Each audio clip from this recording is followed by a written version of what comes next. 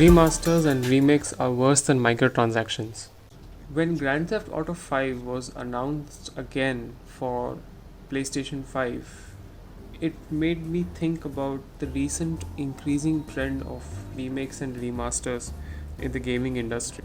This is probably the fourth time that the game has been re-released. The first time it was on Xbox 360 and the PS3, then it came on the PS4 and Xbox One. Now it's coming on PlayStation 5. So it has also made its appearance on the new generation of consoles. And the problem here is that I feel that remakes and remasters are a much more deeper problem than microtransactions. Microtransactions are an inherent problem in the revenue model of companies, and it can be fixed through simple policy changes at the company level or even at the government level.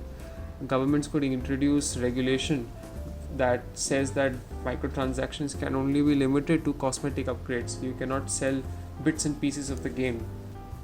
But when remakes and remasters start becoming the main idea or the main focus of the gaming industry, it points to a deeper problem that we are probably lacking fresh talent or it's being suppressed.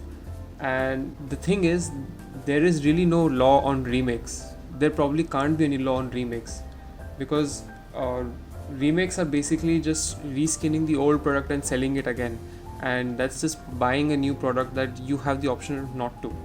But when it starts to become the primary source of new products in the market, what happens is we are just slapping on the new skin and selling it again.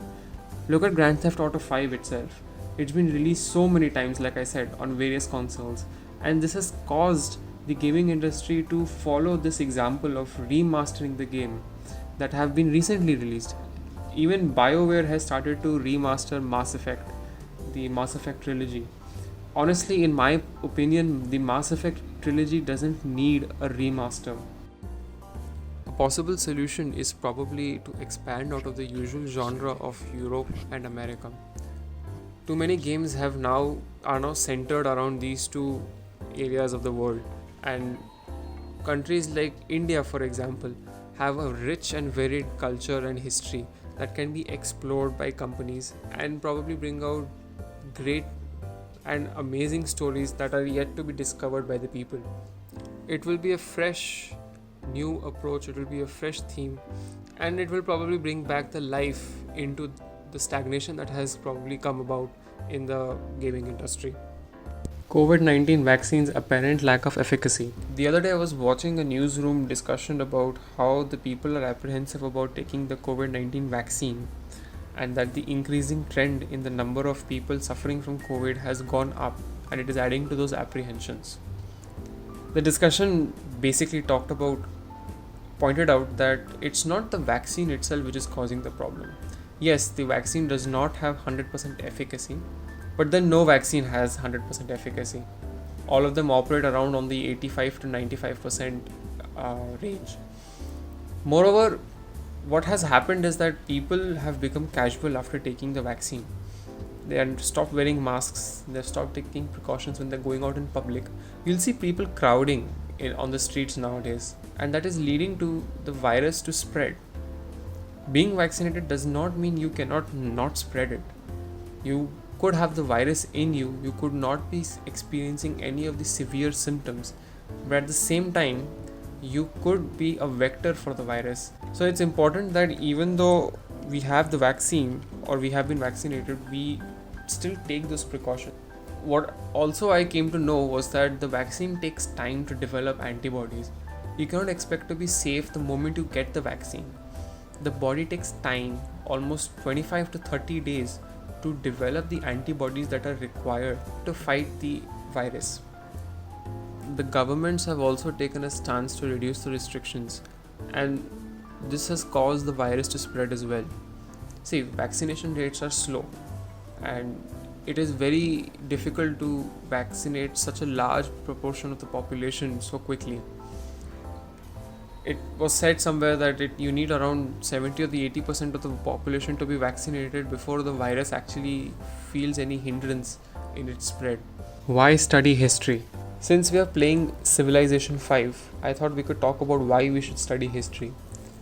When I was in 11th grade, I started studying history in a very focused manner.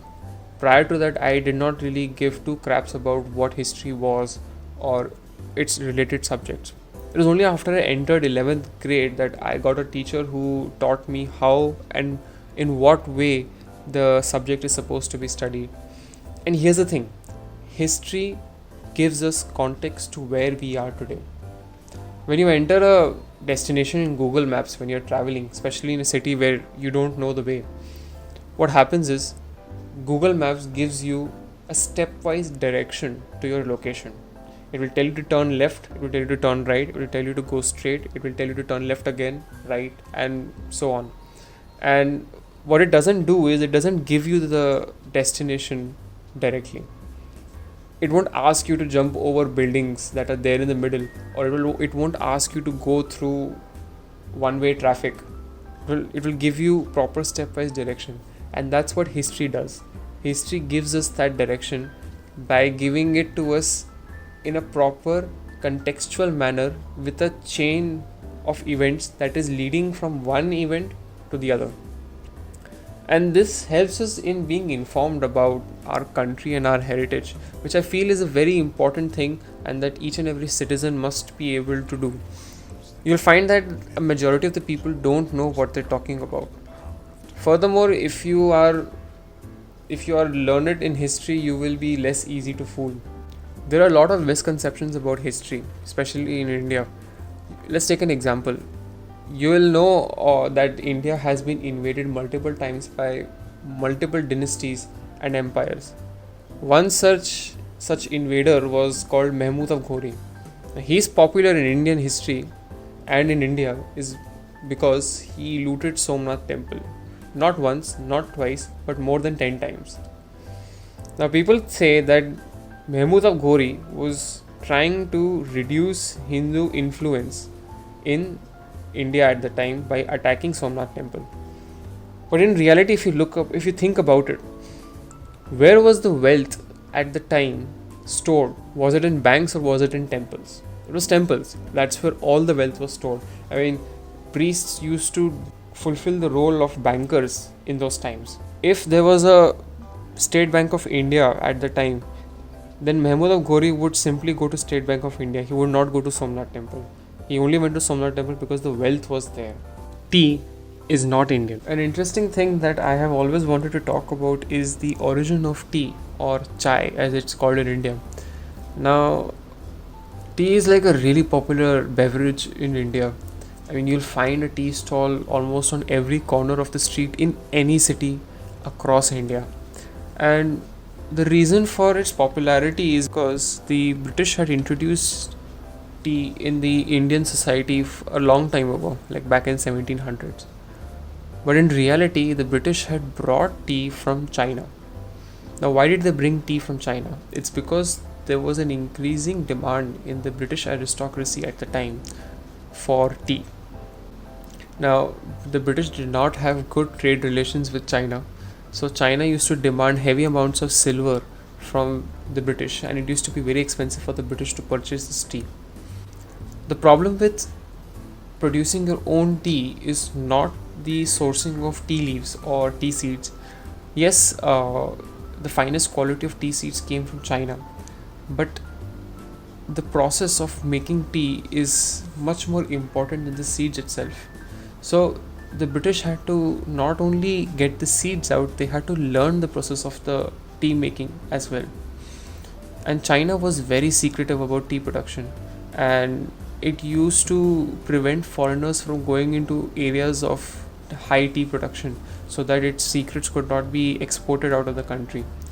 And I believe it was in around the 1840s when a man called Robert Fortune was sent by the Royal Horticultural Society of Britain to China, and he disguised himself as a local man and stayed in China for almost 2 years. He got one of the locals to be his man Friday, who used to do all of the talkings for him, and he used to only act as an official who is there to inspect the tea making institution.